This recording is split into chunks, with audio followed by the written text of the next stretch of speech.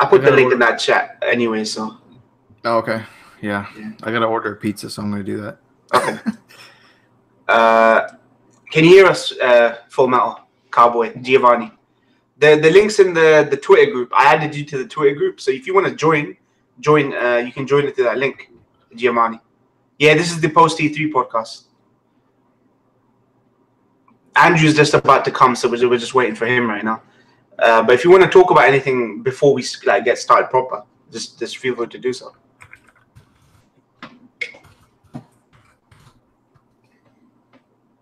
Literally, I ordered just before starting this. It's just more convenient, right? Having something to do on time rather than be like, freaking, nah, man, 40 minutes to cook this. Oh, yeah, no. My grandfather came down like a little bit ago, and he's like, yo, I'm really in the mood for some pineapple pizza. I was like, what? Yeah. Pineapple pizza, yeah? Or just pineapple, nothing else. No mushrooms. No. He's vegetarian, so he can't have that many options. Yeah. Yeah. So of all the vegetarian options, pineapple is the one he likes the most. No, it's like I think he had it once, or he saw a billboard or something. Yeah. You know, he's influenced easily. You know, my mom makes amazing homemade pizza, and like he's really sad. Like he likes mushroom, onion and olives, all the usual stuff. So this is just a weird out of left field type. Yeah. I don't even know where it came from. Do you guys have paneer? Like obviously vegetarians like to have that, right? They can flavor it into anything they want. Yeah. Do you guys eat paneer? We had that yesterday. Yeah. What Ryan? Can you hear us? Yeah. Can you hear me and Greece? Is Ryan in the chat? Yeah, Ryan's. A few people are in right now. Just waiting for Andrew. Then we'll start. Yeah. This is actually the pizza podcast. Yeah. Pizza and Lilt podcast. Pizza and veg talk. Yeah. Yeah, nice. Ryan, did you watch the conferences? Because I don't think you watched them live, or you probably watched them with us, right? Your webcam looks like shit for some reason. Let me paste my reason. It was the same with the last one. Everyone's going to ask you. Wait a second. It's incompatible. Basically, this version of Firefox is incompatible, right, with Google Hangouts. So there's a workaround for it, and my Chrome doesn't work with it. Yeah. So this is why it's pixelated. My old podcast discussions didn't have this problem. I'm just gonna have to figure out how to like upgrade it, like figure it out. So. Yeah, I mean, if it doesn't work, maybe we could figure out something on like Skype or something. Yeah. No, to be honest, it's my rig, right? My rig is just incompatible. If you got like an old Windows version, they stop updating the browsers. So you need to have a browser which will support it, but then also a Windows version. Oh, there we go, Andrew now. Andrew. Yo. Okay, we haven't started yet. We just started so that we could just talk to the chat and explain. Okay, so let's get going then. Wait a second. Internet Explorer is better anyway. Okay. So yeah, we're gonna be talking about. I'm sure some of you guys have all seen all the podcasts, right? Sorry, the conferences: Nintendo, Microsoft, Sony, Ubisoft, EA, Square Enix, all those ones. For the sake of time, I'm not gonna, unless you guys want to talk about it, I'm gonna skip over EA and Ubisoft. Is that okay? Those conferences, just skip over those. I want to Ubisoft and EA. Do you want to skip over talking about those, or we can briefly mention them? Yeah. So first of all, right, we'll go in order, right, of the conferences that start. So let's start with Microsoft's conference, right? So Microsoft had Halo Infinite, Devil May Cry, Jump Force, Gears 5, Forza Horizon 4, the acquisition of a bunch of studios, Cyberpunk Stinger at the end. I'll start with you, Andrew, and then I'll go to Greece and I'll talk about it. But what do you think of Microsoft's conference? What was the highlights for you and the down points for you on that conference? The down points, I would have to say, Phil Spencer just rambling on. I just think he just kept talking, just to pass time. And the Forza thing, just bored the fuck out of me. I really couldn't not give a damn about Forza. Yeah. And the highlights to me would have to be, like them announcing, the acquisitions of the new studios, all that stuff. Even though I personally don't really like Ninja Theory, due to some. I think some of the producers are jackasses, me personally, and but the highlights definitely have to be that Devil May Cry trailer that where like you saw my reaction. I sent you the picture of my reaction. Like I was like the second I saw the white hair, the short hair, I was like, you motherfuckers, don't tell me you're doing a sequel to that DMC. But then as I rewatched it, I was like, oh no, this is the real Devil May Cry. So that made me fucking happy. And of course, the Jump Force trailer, just had me incredibly fucking hyped because of how amazing it looked.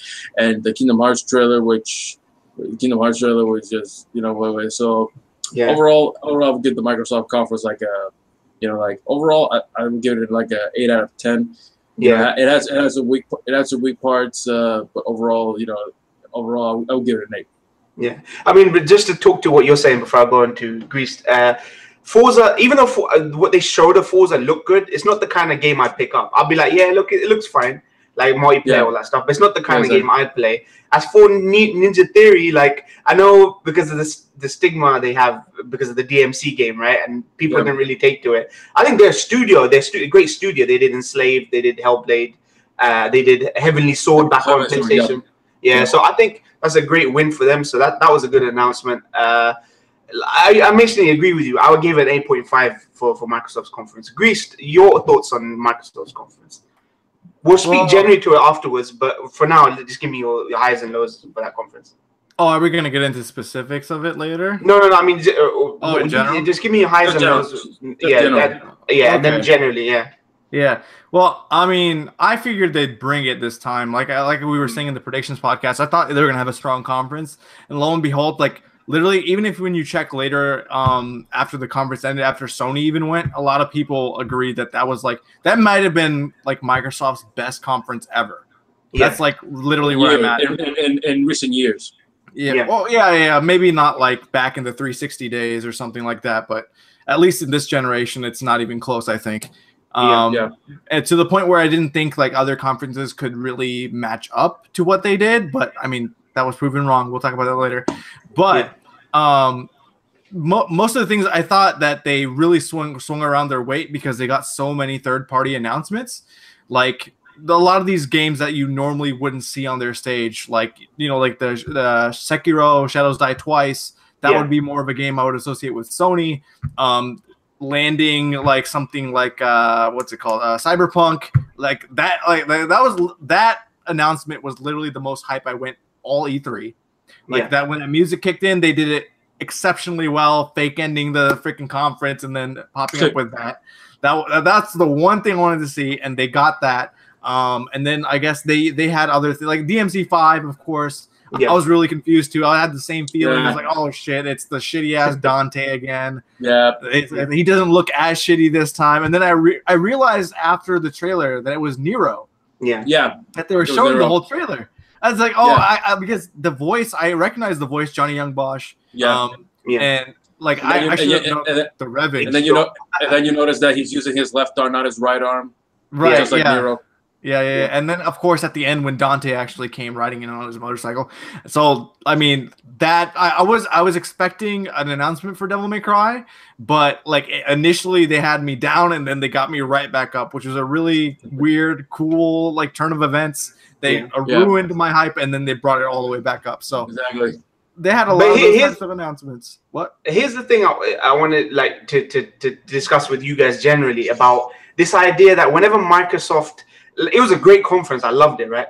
But whenever Microsoft show their American games, right, they're the traditionally American dude bro shooters and all this kind of thing, they get completely destroyed by Twitter, right? Anime Twitter particularly, but other sections of the community. This year, we were having this conversation off stream, right, with Greece, where Microsoft were trying to convince us that they haven't burned their bridges with Japan, right?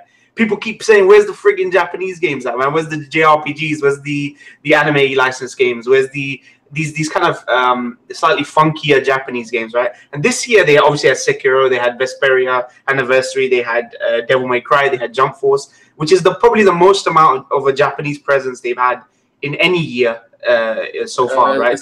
It's not going to increase their sales in Japan, I'll say. Yeah, it won't. But from an optics perspective about what people think of Microsoft and in that conference, right, in that bubble, in that vacuum, right, it impressed a lot of people, right? And I was joking on Twitter that you know, Microsoft just needs. I don't say mean weeb in derogatory term. I'm a weeb when it comes to video games. Like, I love Japanese JRPGs. I love all that Japanese shit. That's what I really want to play, right? I want to play these Platinum games, Capcom games, right?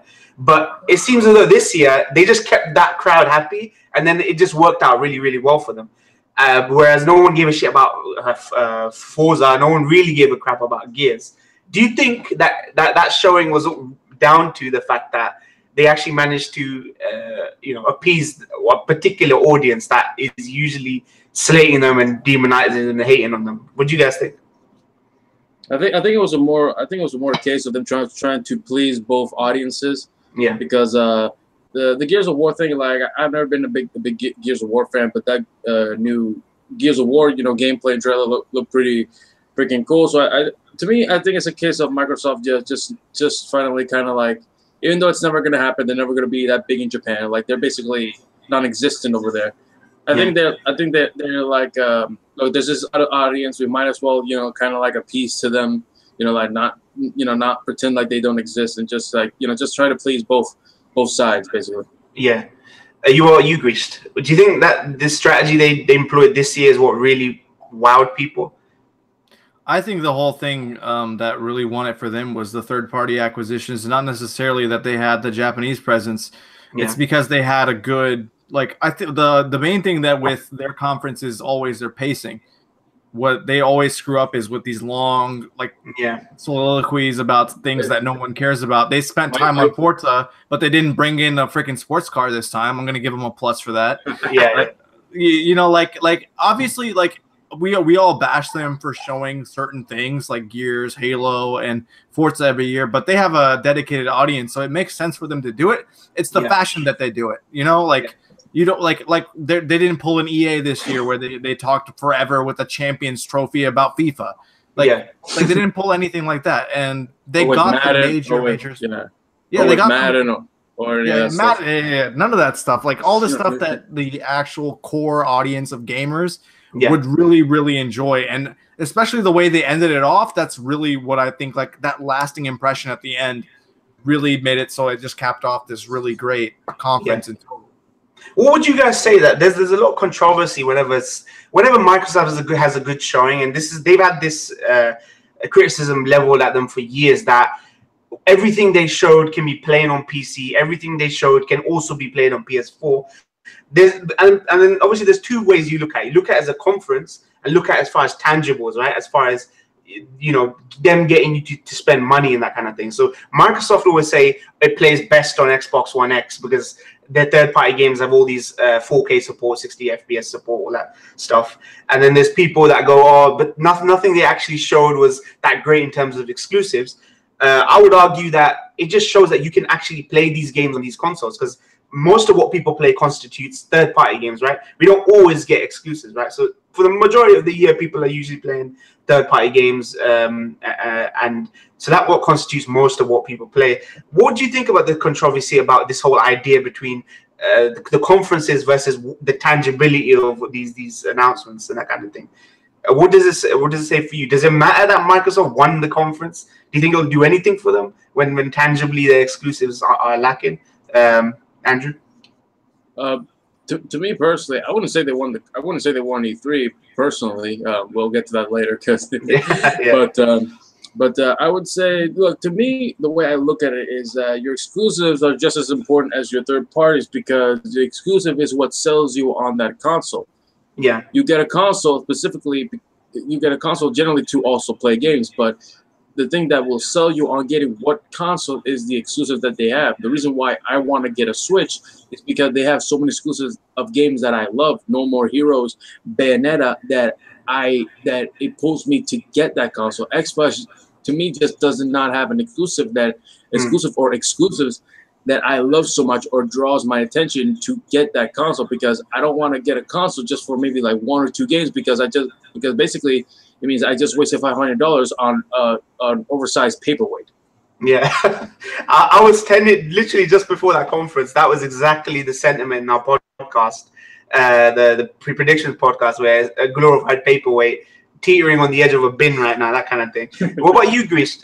You think it matters that these Microsoft wow people at these conferences? Do you think it does anything for them when people make the criticism that tangibly we'd rather just play these games on another console? Like, I think it does matter that you can play these games on Xbox One X, Xbox One. But what do you think? What's your opinion on the whole conference versus tangible differences, man? Well, I mean, personally, to me, I mean, I own an Xbox One X. Yeah. But the thing is, for us that already have it, it's not going to convince us to do anything differently. Like, since I have all three consoles, right? I have the PS4 and I have the Xbox and I have the Switch. So for me, I only care about exclusives personally.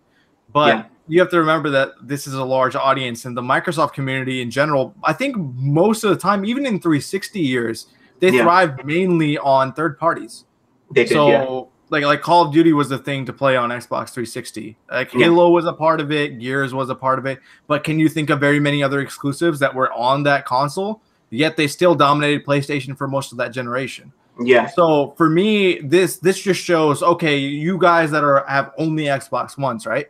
Yeah. You guys, we still have all these good games that are coming up. And remember, like Bethesda, they talked about how, you know, they're making a game for the next generation. The next generation is around the corner. Like people are still thinking about 10-year generations with the PS3 and the Xbox 360, but that was an anomaly. That has never happened in gaming history. So this generation isn't going to last as long as people think. So why should Microsoft burn all of their exclusives at the end of this life cycle, which they can't really make up like pace with PlayStation?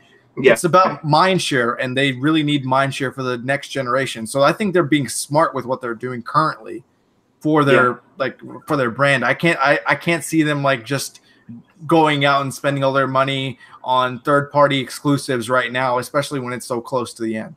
Yeah, this is the issue, right? That bring up that for those of us who have multiple consoles, right, Xbox One and PS4, the struggle is I'm really only gonna play these third-party games on the PS4. I just rather play on PS4. Andrew, why is it that you'd rather play your third-party games on PS4? Is it because that comes into the whole console favoritism thing, where you could play it on Xbox One and you could play it with a controller, a great controller, you know, these other factors to it. But why would you rather play your third-party games on PS4 rather than Xbox One when you own both, you know, in that sort of sense?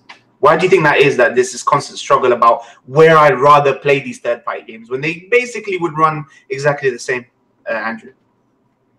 What do you think it is? That's a hard question. I think it just depends on. Damn. I think a lot of it has to do with the fact that I just grew up with it. I grew up with it. I had a PlayStation 1 since I was a little kid. You know, I grew up with the console, PlayStation 2. When the first Xbox came out, it didn't ever drew my attention. The Xbox 360 again didn't draw my attention. I actually didn't have a PS3 for the first 3 to 4 years. I didn't have a PS3. I just kept with the PS2 just because something like that. You know, PlayStation was really lacking, and I was planning on getting a 360. But then you know, I kept hearing some good exclusives that were on the PlayStation, so that's what I jumped shipped up. I guess it just has to be. I just think it has to do a lot with I guess personal preference, basically. Personal preference. Like I understand that. I can play the same game, this other game, on this other console, but I'm with PlayStation because it's just a personal preference of mine. You know. Yeah. I've been with them more. I trust them more, and I just prefer it more. To me, I think it's just personal preference. Yeah, and so it's loyalty. You'd say brand loyalty almost. In a way. Even though I'll say right now, if PlayStation had done that DRM thing that Xbox One did at first, I assure you, I would never have gotten the PS4. I assure you. Yeah. So actually, this brings me on to the fact that I agree. Someone say quickly that they ended with Cyberpunk, right? At Microsoft's conference, the big stinger. They showed Microsoft. That was literally the only presence Cyberpunk had at E3 at the end of Microsoft's conference. Yet, I'm pretty sure most of us would still play that on PS4, right? We're all going to buy that for PS4 and play it on PS4, even though they align themselves with the Xbox One. So that's the issue, I think. I think it brings into the fact that you're never going to pull people away from playing these third-party games, which is why I can understand the argument that it doesn't really matter if Microsoft show these great third parties when people might rather play on PC or play it on those consoles. I don't know how Witcher did on PS4 versus PS3.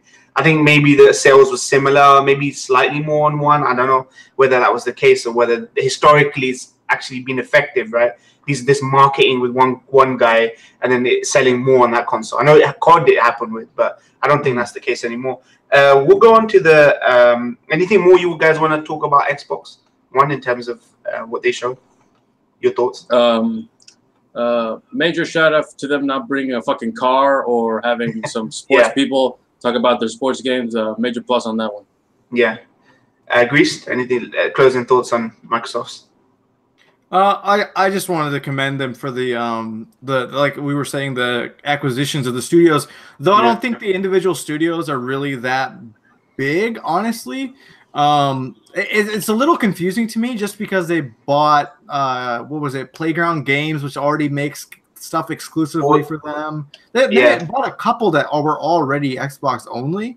So unless they're planning on like putting them to work moving forward, I'm a little curious what they're playing with all that was. So I do think that the acquisition of Ninja Theory is good because Microsoft aren't like Sony, right? We get great narrative driven, visually stunning looking games, right, on Sony's platform.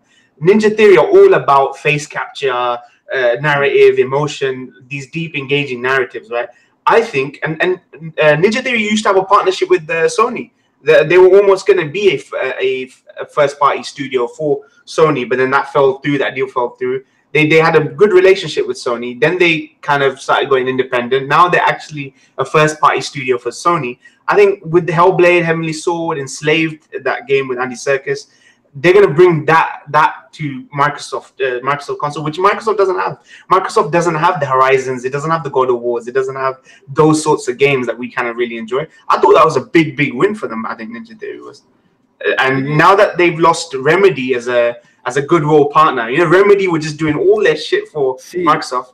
That would have been a good acquisition if they had gotten Remedy. That's the level of acquisition I'm talking about. Like if they bought Remedy and let's say like PlayStation buys Insomniac, those are like huge, like big deals.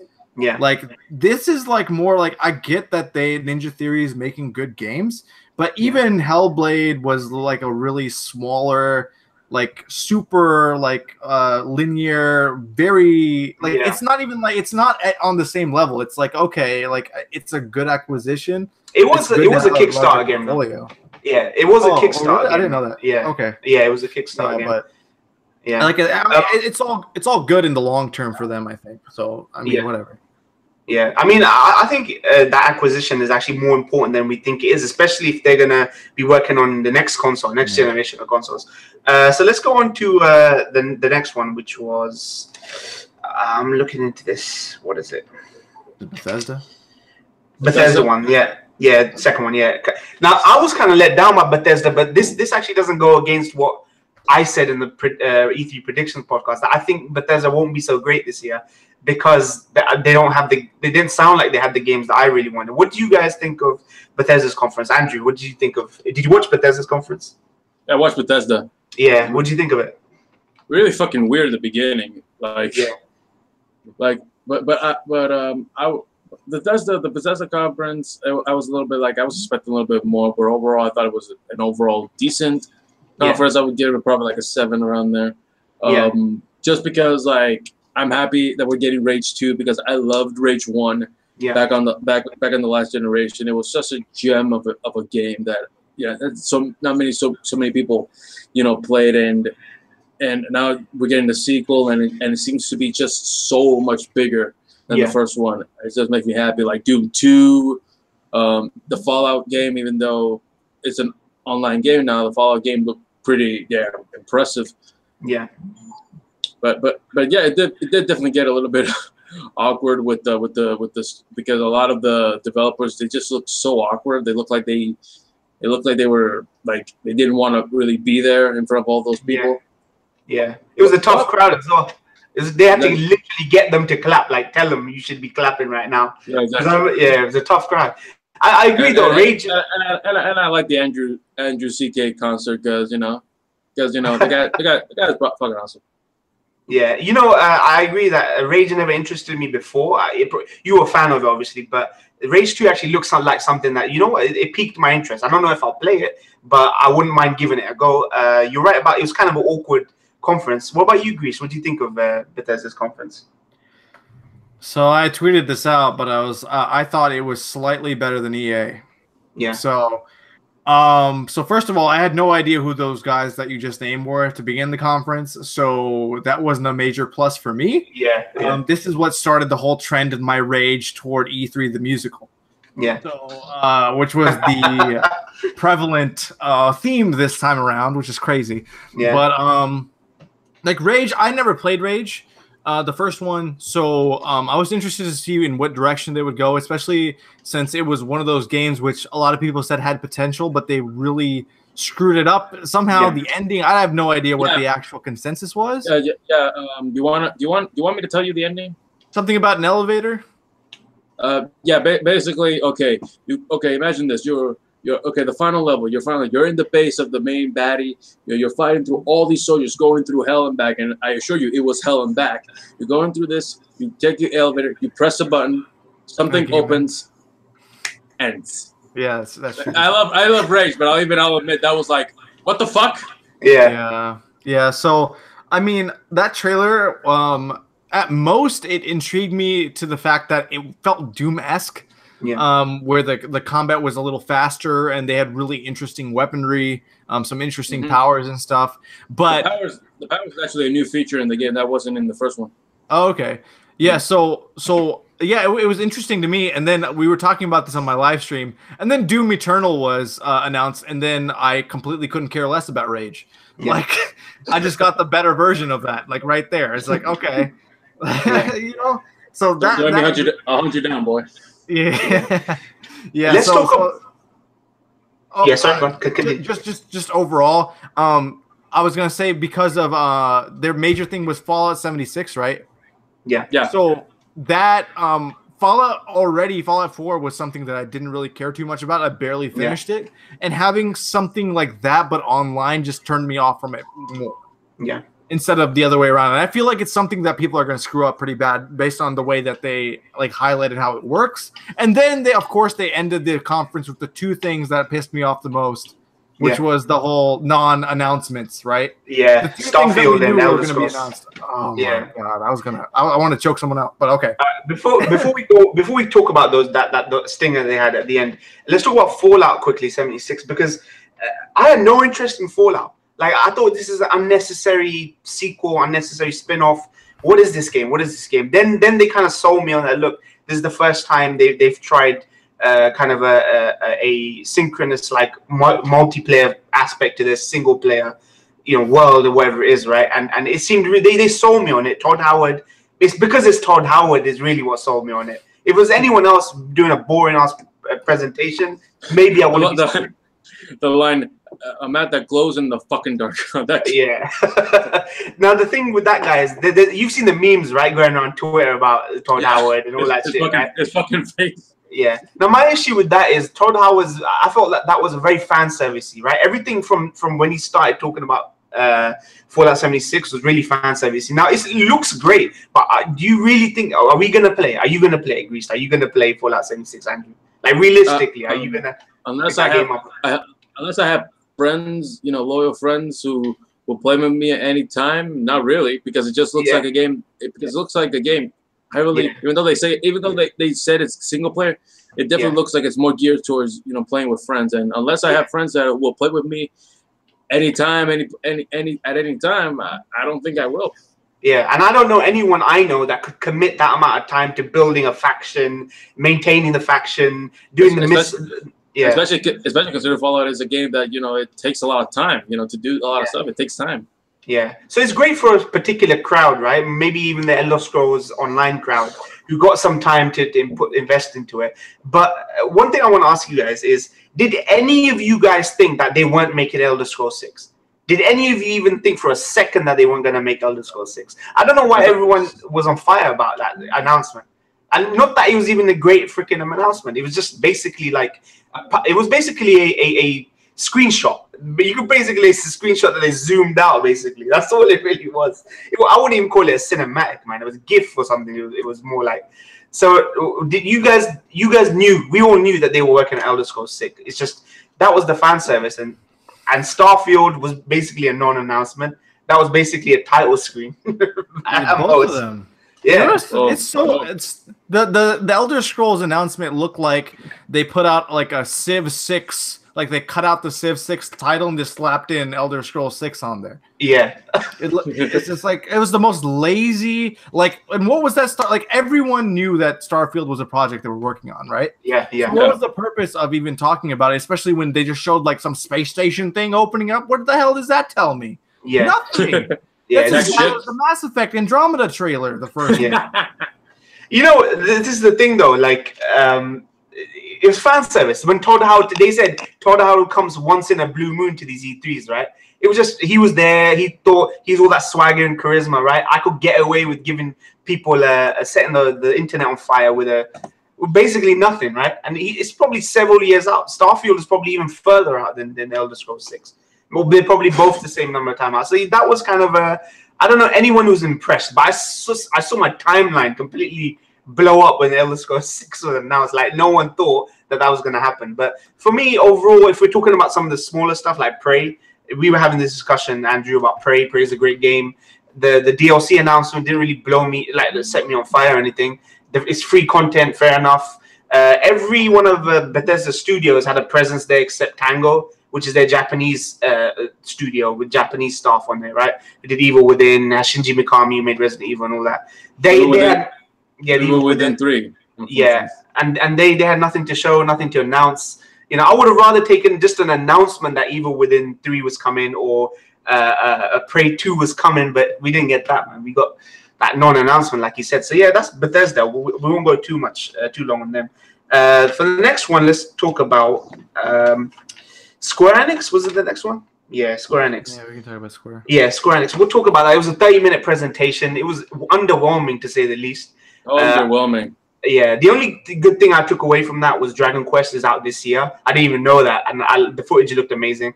What did you guys think? Yeah, what did you guys think of the Square Enix conference? Andrew, I'll start with you. I was like, that's it.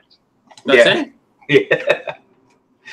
It was like I can appreciate them just showing games and not talking about mindless crap, but that's it. Yeah. It was like at least I was like, at least they got Keith David to narrate. Yeah, Keith David. Yeah. That's a bit of a plus, but yeah. Even their Kingdom Hearts trailer kind of disappointed because it was literally like the same shit, only some like a director's cut version of a trailer, right? Almost like we saw Hayner Pencil, the Twilight Gang, and Ratatouille, yeah, which looked like a fun mini game. Yeah. But yeah, it was so underwhelming. Dragon Quest, Togashi, where you at? Look fucking great. I can't wait to get that. And but it was just like 30 minutes. Yeah. Basically nothing. Very underwhelming. Like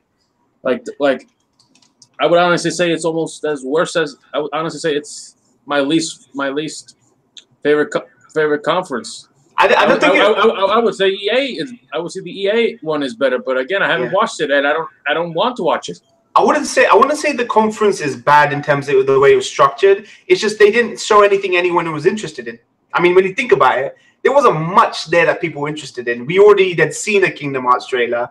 Octopath Traveler, I guess, had more of a role in the Switch's conference, right? So, which we'll get to later, right?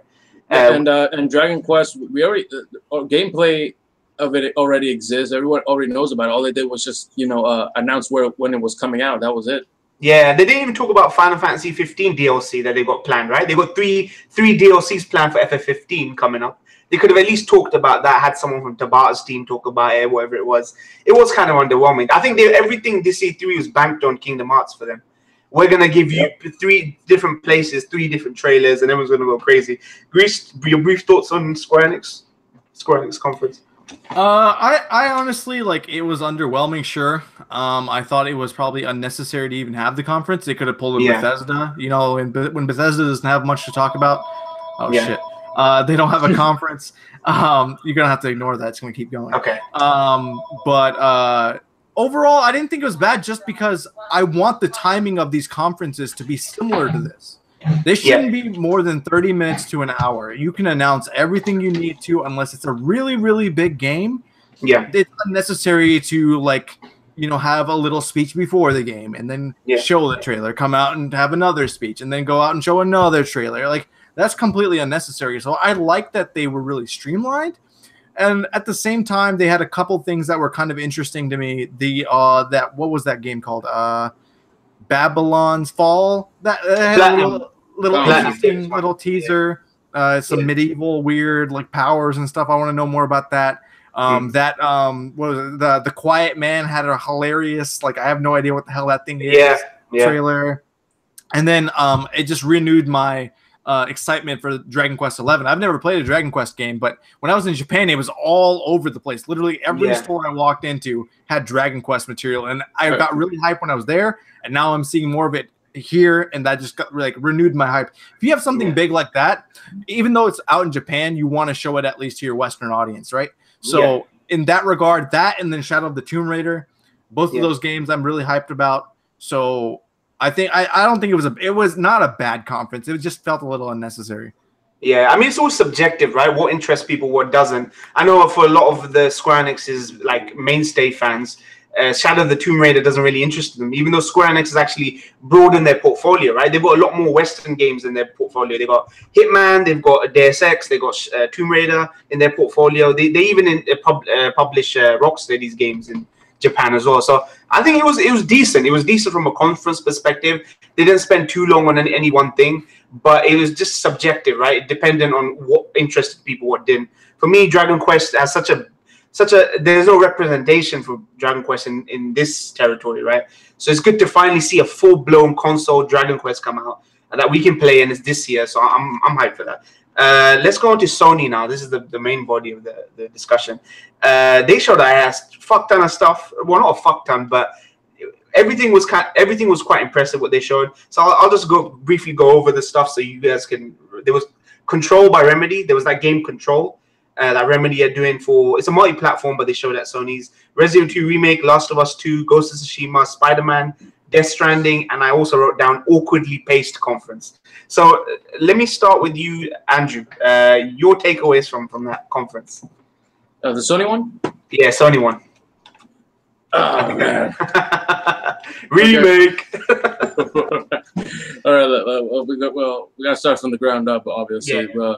But I really like the one thing that really caught me off guard was the fact that they started out with The Last of Us Part 2. They started with that, and I was like, holy shit. And I really like, the setting that they were in a church, because it's in a church, and the trailer was just fucking amazing. The way it started out, with just, like, it's peaceful, it's nice, it's like, like a shed of hope in this in this world. Also, shout out to the banjo guy. Love that music. Yeah. And then how it goes into the gameplay, into the nit and grit, and holy shit, just like this is what I really love Naughty Dog, is how it takes what it's already great, but just expands upon it with just the amount of details, like creating new arrows, like so fucking amazing. But I will agree that after that, it kind of get a bit weird, because then they took that intermission, which I think was their weakest point, because of that intermission, because they started talking about all the different stuff that I really didn't care about. But I will give them credit that they really didn't talk about Call of Duty all that much. All they did was just show this trailer of formats, and that was it. Like, that's it. Like, they didn't spend their conference on it, which, hey, shout out to them, because we all know these people love to, just put Call of Duty on your fucking face. Yeah, it's interesting to say that, because that was a pretty gritty R-rated conference. every single thing they showed of blood and gore and someone getting like chunks torn out of them. Even the PG Spider-Man, you had it had it end with him getting beaten the shit out of.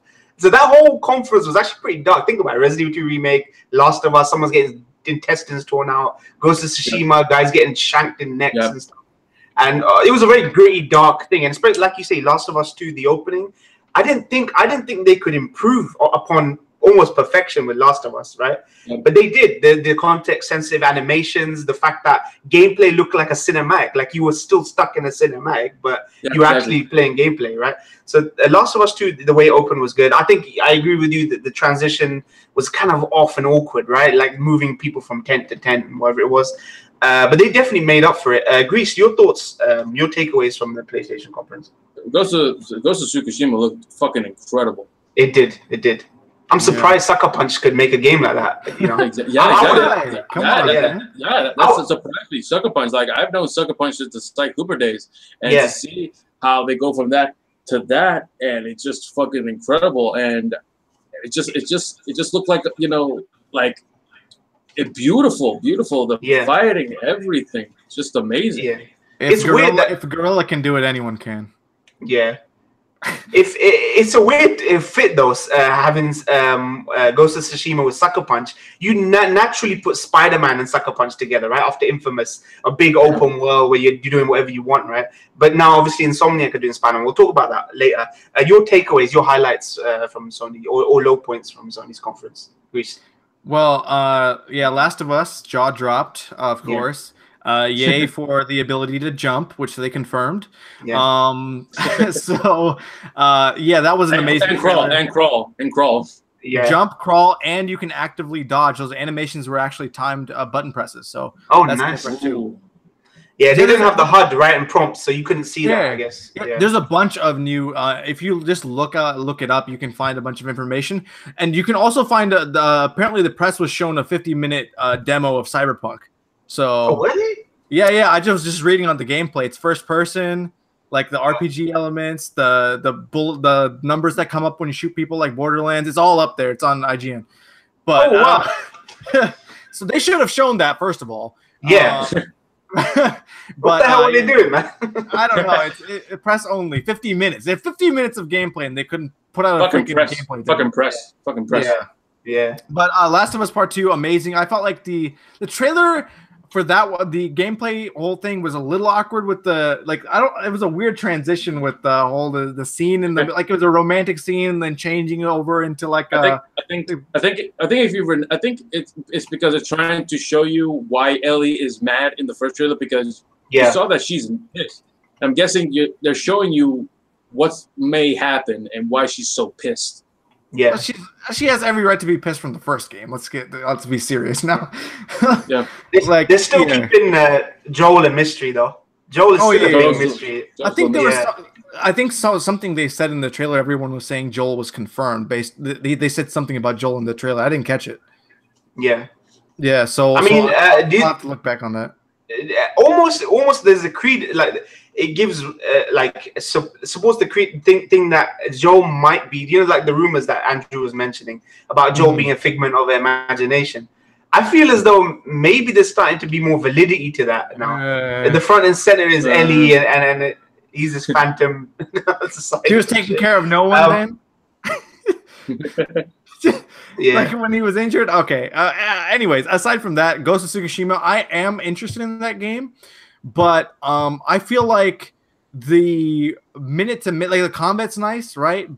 And it looks beautiful, but I'm just curious. Like, there's a lot of open fields, and it felt like it felt like it was half complete in that demo. There was a sense of barrenness to me. Yeah, there was something off about it. So I'm interested in the combat and stuff, and the idea of it, but I'm just not sure if I want to put a bunch of stock in it. Control looks interesting just because it looks bonkers and it looks really fast paced. Resident Evil 2, I had no interest in it going in. I have a lot of interest in it now. That was a really awesome trailer. I had no idea it was going to be like that. Yeah, that was crazy. We'll talk about it. We'll talk about that. And then Death Stranding, I felt like that was fucking mindfuck. Yeah. It honestly turned me off more to the game than actually made me more hype. I feel like the more that we're learning about it, the less I'm intrigued by it, honestly, because I just feel like the gameplay, like they showed gameplay, right? Or it was in engine, but you know, there's all this walking gameplay. Like no one knew what the hell was going on. There was the reveal of that lady at the end, like we should care who she is. Like it was. I just felt like it wasn't well done. Not that the game's gonna be poor, but I read a lot of that. Like a lot of people were like, when this was interesting and intriguing, and they were just showing these really weird cinematic trailers, everyone was clamoring for more information. But now that they're trying to put little gameplay in-engine stuff, it's becoming a little less intriguing. So I'm just hoping it doesn't die down for that. I'm happy there's a Neo 2 coming. That was a good game. And then Spider-Man, I was already ready for it, but I don't think that was a conference ender. That's the only downside I have to that. Now, I'd say that to your point, Ghost of Tsushima, I agree with your point about it just looked kind of off, right, Tsushima? I think that was the least polished game they showed. Of all the things they showed, that felt like the least polished looking game. I think it might even be still in development, beta or whatever it is. So, I mean, I can see that game being much better looking. But they did want to show you the art direction and the style, right? That was nice. Stylization. That looked really good. And I love the fact that the combat's measured, right? Like a proper samurai, almost samurai sim, right? It's not just like you're hacking away like Dante or Nero from Devil May Cry. You're actually pacing it. It's like one of those samurai films that you might watch, right? So it looked amazing though. In the beginning, I was like, okay, what's this? It feels like a Assassin's Creed or Witcher, but it's set in Japan, right? But then we started seeing the combat. You can assassinate. It looked decent, right? It's definitely something I'm gonna be looking out for. Spider-Man, I'm actually more sold on Spider-Man now. I know it's not a conference ender, but seeing we were fanboyed when we saw Scorpion, Rhino. It looked so incredible. They look incredible. Their designs are amazing. Yeah, we got to see something which they still haven't realized on film, right? And it looked amazing, like a Rose Gallery for Spider-Man, right? And now that the raft is everyone escaped from the raft. That just opens up a whole possibility of who could be in that game, right? All the people that get locked up, right? All these villains. So that looked interesting. Death Stranding, I agree with you, man. Your thoughts on Death Stranding? Do you think we got anything more out of that, seeing that gameplay? Anything we know more about that game than anything? It just really confirmed that there's going to be walking. Yeah. There's going to be crouching. And there's going to be some death, and I feel like it like kind of confirmed the premise behind the baby. So because they were talking about that whole premise of when you die, you come back. You have an infinite number. Like even in the universe, you're coming back. So plugging in the baby is almost like when you get touched by those creatures, time accelerates. So that fetus that's being touched also ages. So it's basically Norman Reedus. His next life is that baby. So he just matures, and that's why he was naked on the beach, right? Yeah, because he was in that little capsule thing. And apparently there's just a crater wherever you die. I don't know, but this trailer felt like basically the video version of what Kojima's been saying in his interviews, right? Trying to just convey what that game's about. But even when he explains it, I still don't know what you do in this game. I know it's not just exploration. That's Kojima. That's fucking Kojima for you. He'll show you, but you still won't understand it. And you know they purposely try to make sure they didn't show you any firearms or projectiles in there. Literally at the point where he busts out this gun, right? They cut off the trailer and then they move to another scene with the thing. So fucking tease. Yeah, exactly. So they don't want to even show combat right now, which is really interesting.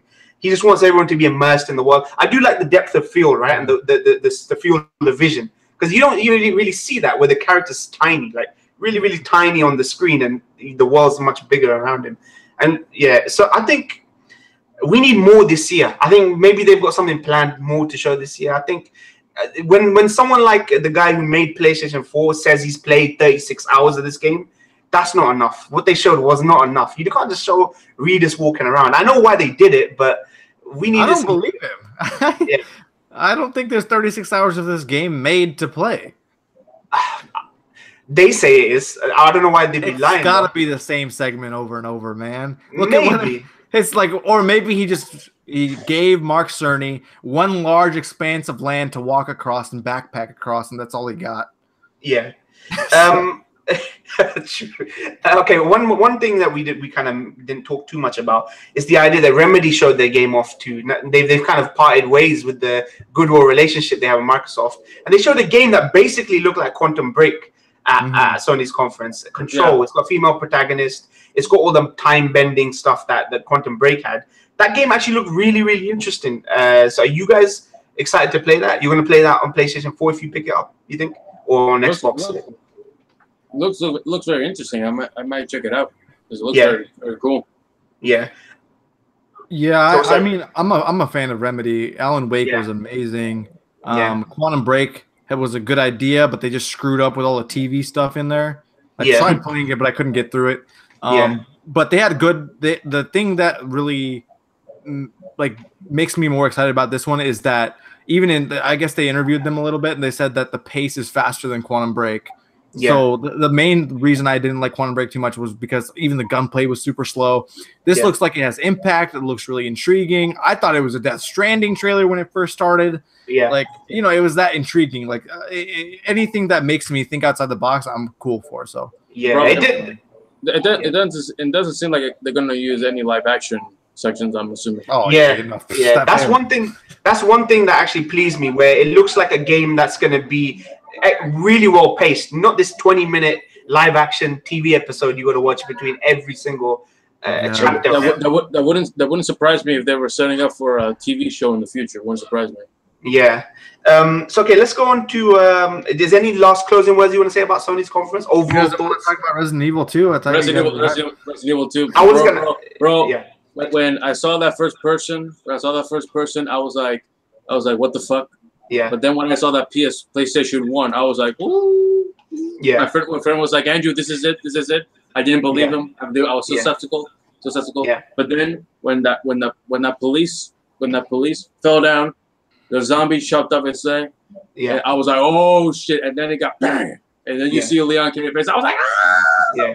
You know, I was reacting to that on Rabbit, and the minute I saw the rat's eye view, I knew it was Resident Evil because you know the Resident Evil Outbreak trailer. It starts with a rat, basically a rat's eye view of walking around. I thought, okay, this got to be Resident Evil because why would they put you in a rat simulator? Why would they be showing a rat simulator on Sony's conference, right?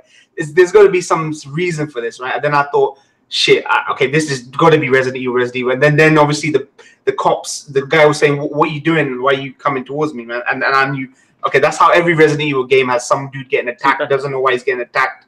Gets a chunk bitten out of him. That's it. He's done. Probably never watched a zombie movie in his fucking life. Yeah, and actually, what you said was interesting in our predictions podcast. You said that they took the feedback from Chris's redesign, right? And the criticisms about that, and they said we want to keep it closer to what you remember from Resident Evil 2. And you were actually right. And Leon doesn't look like the Leon we know. He looks more like from the Leon that we'd imagine from Resident Evil 2. Much younger. His features are different. His hair is actually not as pronounced as well. So they actually really kept to that. I think they were really faithful to that image of Raccoon City and all that kind of thing. Is this story related at all to 1? Like, would I have to play 1 before I played this? Not really. Not really. Each one is a different campaign. The stories are the same. It's just that you do different stuff compared to the other. Okay. Yeah. No exactly recurring characters or anything. Yes, they are. But I'm pretty sure you all know this. They all die. The only survivors are going to be you, going to be Leon, Claire, and Sherry. They're going to be supporting characters, but they're going to die. But I do like the fact that Moyne, you know, the police chief, he's going to play a more important role because in the original build of Resident Evil 2, he was actually supposed to play a supporting role in the game. I don't think he was supposed to live. I think his fate was always going to be the same. He was going to die. But you mean Chief Irons? Chief Irons or the No, the Black Chief. The other the Black Chief, the Will Smith. I used to call him Will Smith back in the Resident Evil 2 days. Him. That would be good though. But I can see them doing something different with him. But you think it'll follow the canon, or do you think it'll change some events around? Even though I think what this is something that a lot of the fans have always been like assuming. Do the same, but use different builds of that Resident Evil 1.5 that they never used. You know, for the game, for the game, like some different scenarios playing out a little, you know, differently, but still being ultimately the same end goal that happened in the original Resident Evil 2. Like for example, like I was worried that Leon's uniform was going to be completely redesigned, but really it's the same. If you look at some of the photos, it's the same. It's just that he has a jacket now, which they added because Leon Kennedy has to have a jacket in every game. Yeah. Do you think they'll do the scenario thing from Resident Evil 2? Clear scenario A, scenario B. They confirmed that there's 2 different campaigns. There's the Leon campaign and the Claire campaign. There's 2 different campaigns. They confirmed it. Oh, and also they also said that if you pre-order the game, you get Chris Redfield's model and the Jill model's Samurai Edge Beretta pistols, and you can fucking switch the soundtrack to the original Resident Evil 2 soundtrack. Are you kidding me? For pre-order bonus. Pre-order bonus. Oh, fuck, you can change the soundtrack. That's one thing that pissed me off. I didn't want them to touch the soundtrack. If they touched the soundtrack, I would have just gone zombie mode. These guys tear chunks out of it. But yeah, that's good though. I want that. I want that. I also heard like a small glimpse of the soundtrack in the Raccoon Police Department.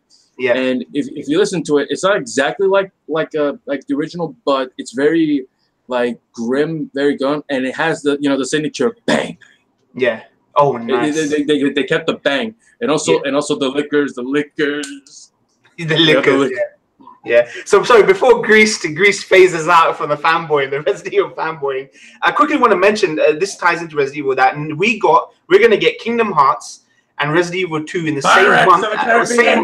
same month, within days of each other. One on the 25th and one on the 29th. So that's gonna be a great month, I think, for games. So let's actually move on. Sorry, go ahead. What were you gonna say? Were you gonna say something, Andrew? Oh yeah, the Kingdom Hearts trailer, Pirates of the Caribbean, fucking beam, man. Yeah, I didn't think they would bring that back. I'm so glad though they brought that back. I didn't either, and the fact that it looked that fucking good. Like I saw this screenshot of Jack Sparrow and Goofy side by side, and I'm like, it looks fucking great. Yeah, it does look good. The Jack Sparrow's expressions, like subtle expressions, when they like. He's on the screen by himself and they look at his face, and I thought they realized him really well. And he sounds like much more like Johnny Depp. I'm hoping it's Johnny Depp doing the voice. I'm hoping it's Johnny Depp. Yeah, they will. That's so much money. Yeah, that's true. But they can afford it. Disney can afford it. Also, I'm just gonna say this: the pirate battles in that game look so much better than the ship battles in Assassin's Creed Odyssey. Or Skull and Bones. The spin-off game. Okay, so let's move on. Let's move on to the final one, Nintendo. Then I'm going to talk about stuff that wasn't announced that you want to talk about. Let's go on to Nintendo. So basically, literally just before we started this thing, I went over Nintendo's announcements. Snake is obviously the old roster of characters is back. Snake's back. They've got 8-player battles are back, so 8 players on screen at the same time. Battling away is back. They have Fortnite on. Sorry. Also, just so you know, I checked Twitter. David Hayter's back. I saw his thing. David Hayter. Oh yeah, he's back. Nice. He's back. Konami like are hurting right now, so they need to like get goodwill out there, I guess. So they're trying it with the Nintendo community. There's no Nintendo. Metroid Prime 4, which is surprising. Yeah, they showed Pokemon and they showed some Xenoblade DLC. So talk about the Nintendo one. I'm gonna leave it to you guys to talk about this one. What did you guys think overall about the showings for the games? Okay, yeah, Greece is yeah. I'll start with that. Yeah, I think it was. I think this is kind of something similar to what my friend said. It was like a smacking conference, but it was quite lacking. Like yeah. It was like well, the other conferences were like constantly punching you with stuff. It was like Nintendo like punched you very hard once, but then and they stopped. Yeah. I just think if they were not good. I just think like they could have like I think they could have done everything at another time, and they should have just focused on Nintendo Direct just on the whole, Smash thing, because they gave a lot with the Smash thing, and they definitely focused everything on that. So I just think that look, if you're not going to show anything major big outside of the Smash thing, I just don't think there was really much of a point of the conference. Yeah. What I'd say is, this is something I've said, that this is a rule of thumb for the conferences. I tweeted out about it, right? I'm not really invested in the ecosystem of Nintendo, but it's seeming really appealing to me now. There's a bunch of games now that if I was to buy a Switch, there'd be at least 3 or 4 games I'd be really interested in. So one criticism, which is fair to say about Microsoft, is Microsoft rely on third parties to kind of fill out their conferences. Sony's issue is that they announce games that are years out, right? And they basically repeat themselves the very next year, right? Because they have to show the games they announce. And Nintendo's problem is that Nintendo blow their load early. So they had Mario Odyssey and Zelda, right? Really big hitters with the Switch launch window. And then there's a drop off, right? Where even stuff they've announced they don't really talk about, which is like Metroid Prime 4. Greased, your thoughts on the Nintendo one? Just a little more nuanced opinion about it. My main criticism is really that they didn't bring anything, not that I expected them to. I don't think Smash is as big of an announcement as people think it is. Yeah. Because it's a remix. It's nothing new really. It's not like it's basically a port with with more characters, right? And which is obviously it's the best version of Smash you can probably play now. Yeah. Which is significant. Rest in peace, Melee. Yeah. It's significant, but is it worth having 3/4 of a conference for? This felt like one of those Nintendo Directs that they could have any like they could take out that entire section of Smash and just do one of those, like they did a Fire Emblem centric Nintendo Direct. They've done this in the past, but for E3 you can't do that. Yeah, exactly. They shouldn't have blown. You shouldn't have made that the whole focus of their conference. They should have done that someday else. Yeah, I was like, if you're gonna announce this like at E3, which it's an E3 announcement, absolutely, but like end it with, all the characters are in Smash, done. Yeah, that's it. Yeah, and then you can go into nuance. Like they were talking about control schemes. They were talking about minor changes to every single character. That was unnecessary and ridiculous. Yeah, I can see how it would have excited people. The fact that they're bringing 8-player battles back, and it's the biggest roster they've ever had. So the kind of the permutations that you can have now with this game will mean that it's going to have it's going to have longevity. Oh, they probably won't need to make another Smash game for like a while now. No, not that anyone's even going to ask with that roster, right? Let's go into the other stuff. Fortnite on Switch. What do you think about that? Do you think it'll work from a technical perspective? It's smart. The thing is, I'm really I don't play Fortnite, but even at my med school where we have little learning communities, right? Yeah. All these people that all my classmates that don't game at all are on their tablets, on their phones playing Fortnite between classes. Yeah. It's that big of a deal. So for Switch, it's basically it's Fortnite on the go, but with better quality and better controls. So I'm glad that it's coming to Switch, because it would be the only place where you couldn't play it, and they didn't make it as big of a deal as they could have. So which is good. Yeah, it was just within the flow of the conference. They're like, the Fortnite's coming. You can play it on Switch. Reggie talked about it for 10 seconds. So overall, I felt like they handled it well. Yeah, you're right. I need it to be like a brisk, like Rocket League on Switch, right? That level of presence, right? And they were smart with it. I mean, I don't really care about Fortnite. I played it once. I hated it. Yeah, but I can see that ecosystem really digging it. No Metroid Prime, which you actually were right on. No Metroid Prime about that? It was obvious. Yeah. Because we're not aware if they even have started any development phases, have they? Yeah. I mean, they barely nailed down a studio. That's true. Yeah. It's that's why I was so upset last time. Yeah. You guys thought we did that podcast right afterwards, and that was the worst part of E3 last year, which was the highlight of everyone else's thing. They pulled the Elder Scrolls 6 in it. That situation. Yeah. We're not going to see Elder Scrolls or Starfield for the next 3-4 years. Yeah. Ooh. Starfield. Yeah. Starfield definitely. Actually, the Elder Scrolls, they even said, was even further than Starfield. Oh, man. There's no point. Yeah, exactly that. They literally said that. So, like, I get. Here's the thing. For certain announcements that you don't think would happen, it's absolutely cool that, like, to just show, like, a cinematic or, like, a logo for certain games that people have been clamoring for, which no one has any idea are being made, right? Yeah. But these instances, everyone knew a Metroid Prime 4 had to be made because everyone was calling for it. Yeah. And, like, if you're going to make a trailer, at least give us, like, a CG cinematic trailer if you want. Actually drive up the hype. Don't just put, remember this music a little bit? All right, cool. Like... when we did the predictions podcast, Prince predicted that we'd get a Metroid trilogy, right? Do you think Nintendo are planning a dedicated direct to Metroid later this year? You think they're gonna, before Christmas, you'll get like a dedicated Metroid related Nintendo Direct? No, you don't think so? I think so. We're not gonna hear about Metroid at all until next E3. When they're going to do exactly what Kingdom Hearts did, which is announce that there's going to be an edition with all the games with it. Yeah.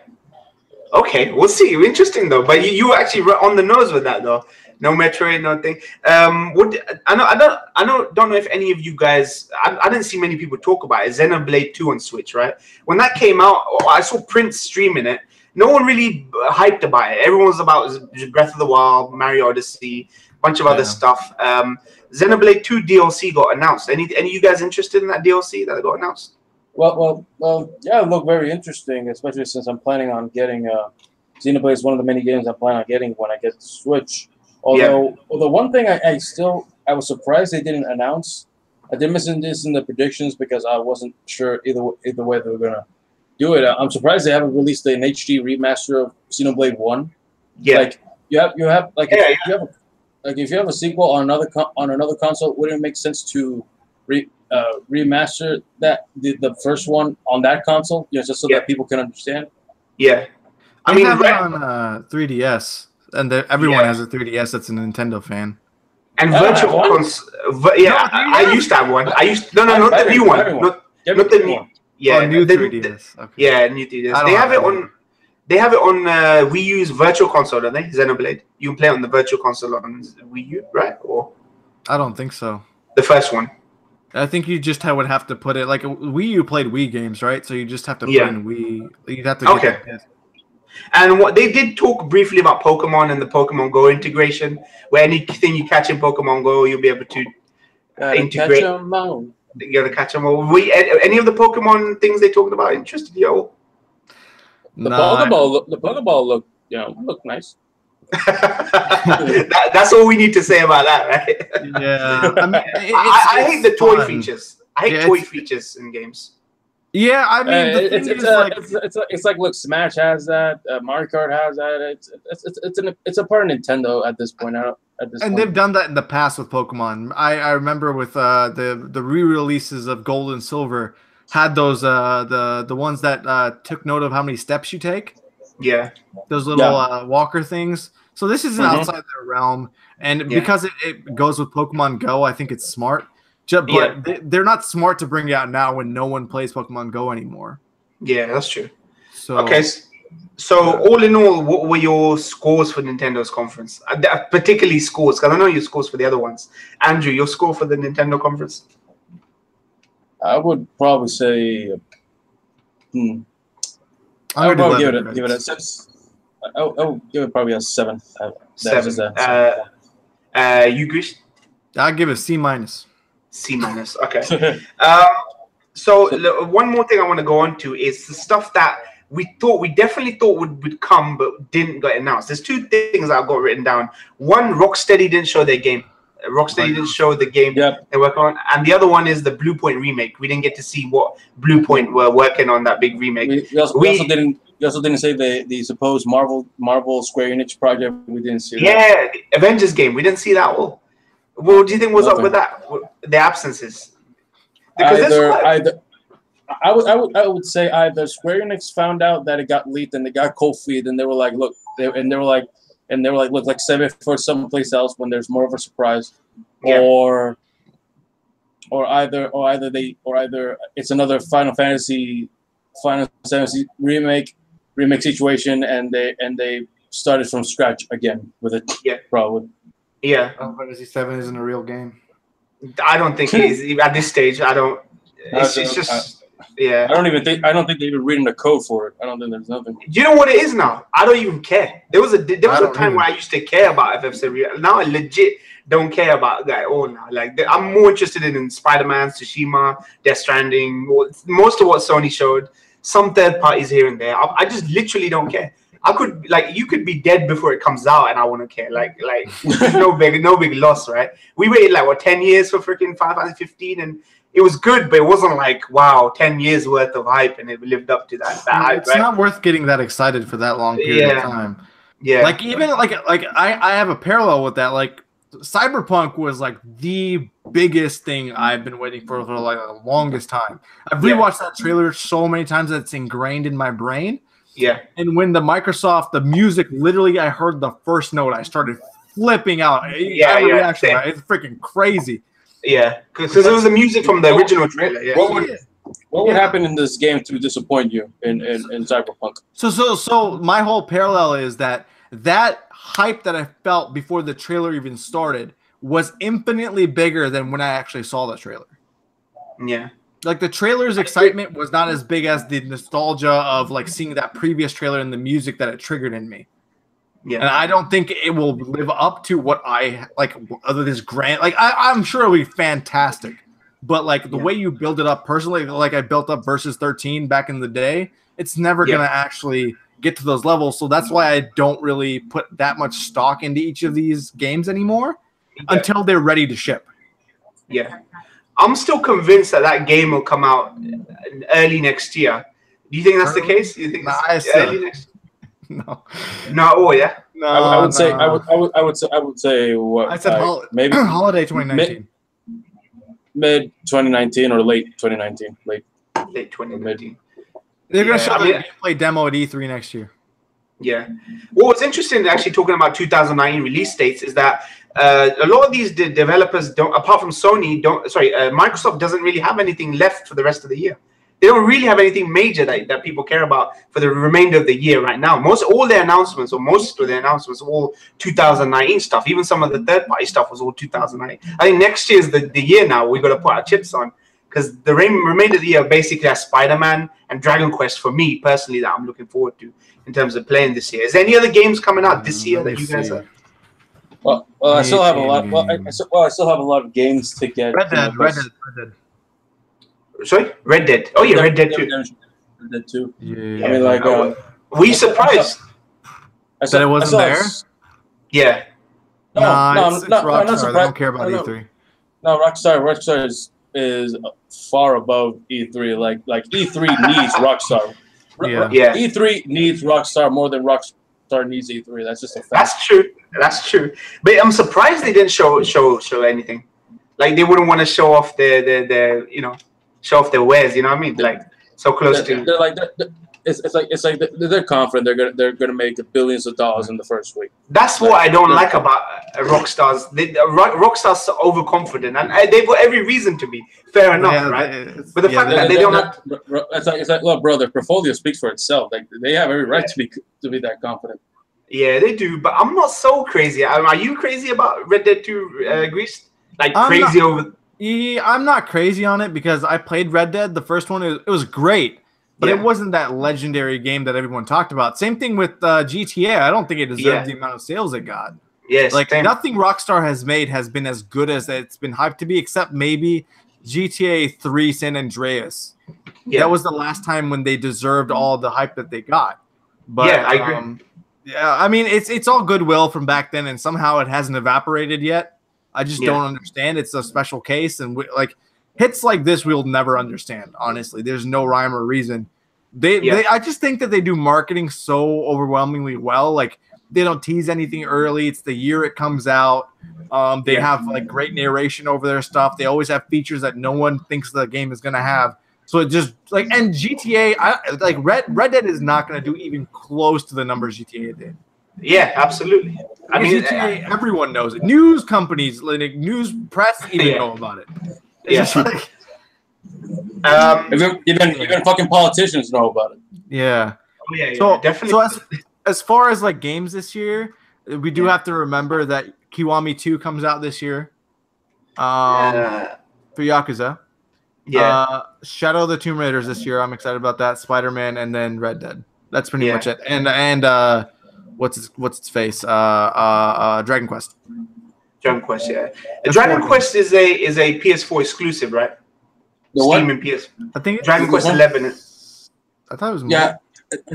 I think so. I didn't see the Xbox logo on the announcement. I didn't see the Xbox logo. I saw PS4 and I only saw PS4 and Steam.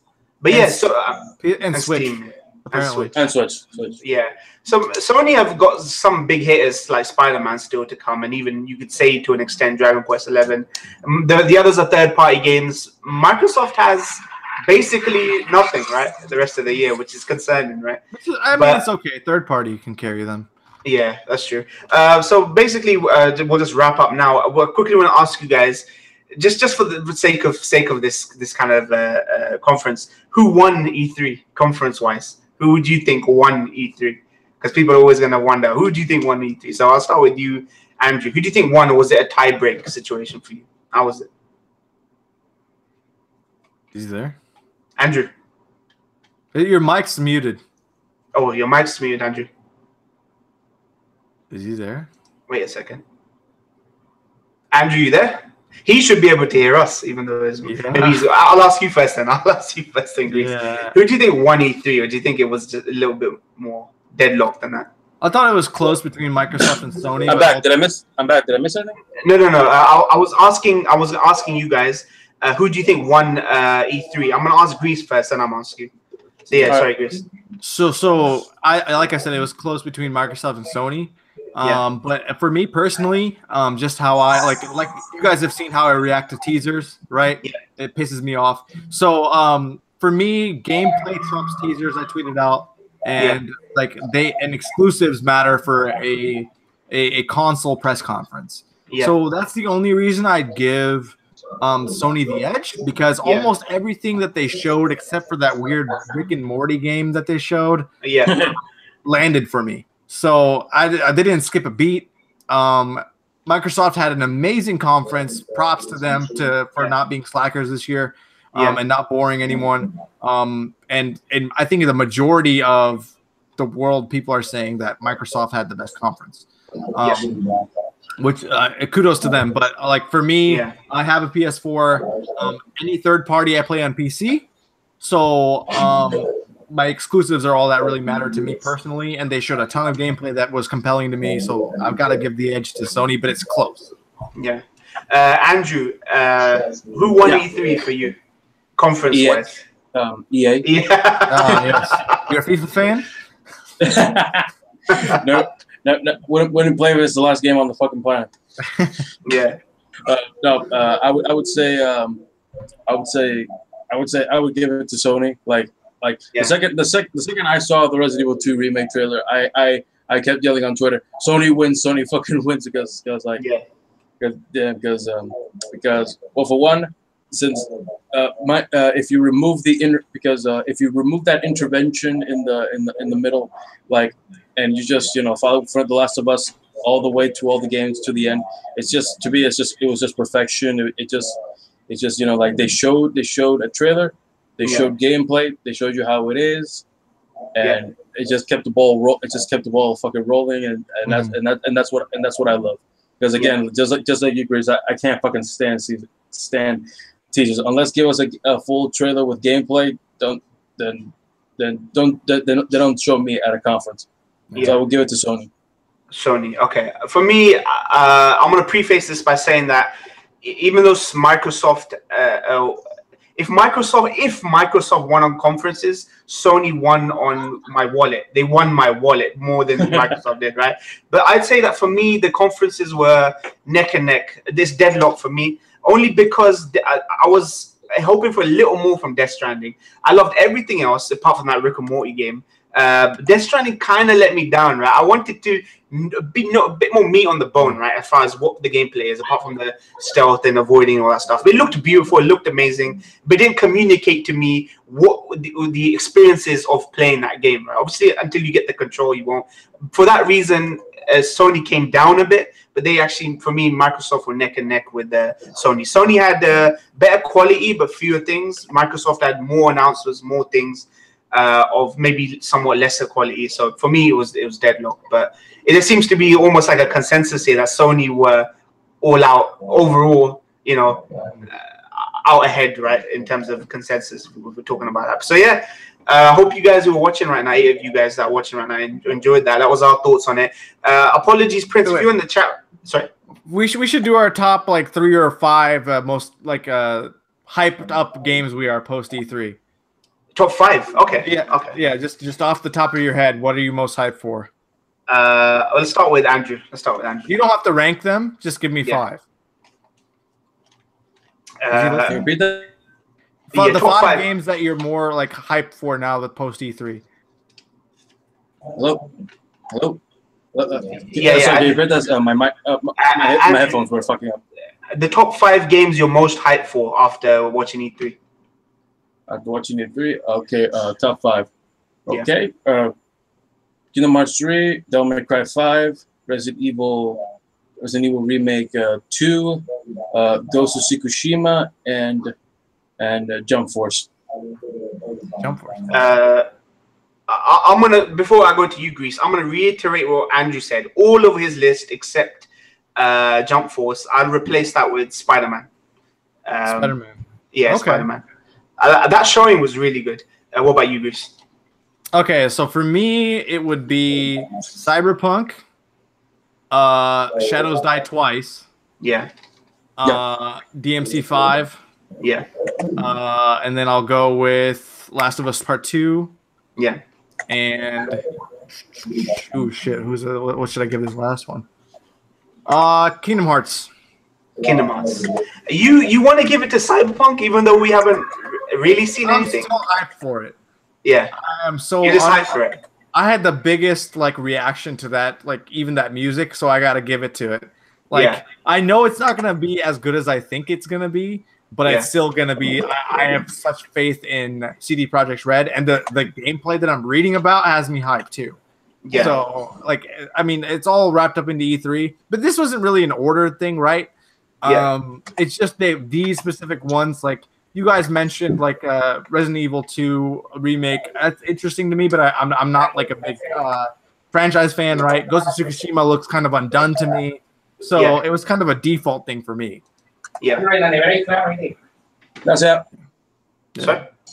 Yeah. So I'd say that, you know, Cyberpunk, it would take more for me to see more to get hyped about it. I only have goodwill towards them because of the studio that's making it, CD Projekt Red. I know that they haven't really made a rubbish game, in my opinion. Witcher 2 was amazing. I really liked Witcher 3. I'm no doubt the quality is going to be on par with it, if not more than those games. Yeah. But yeah, I mean, we're all excited for Devil May Cry, Kingdom Hearts, these kind of games.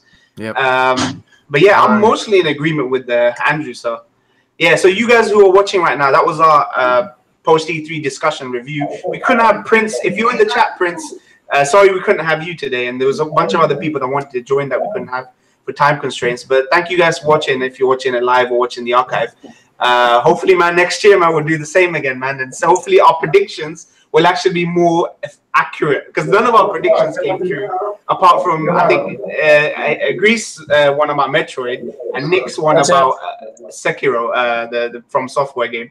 So, yeah, thank you guys, man. Thank you for joining.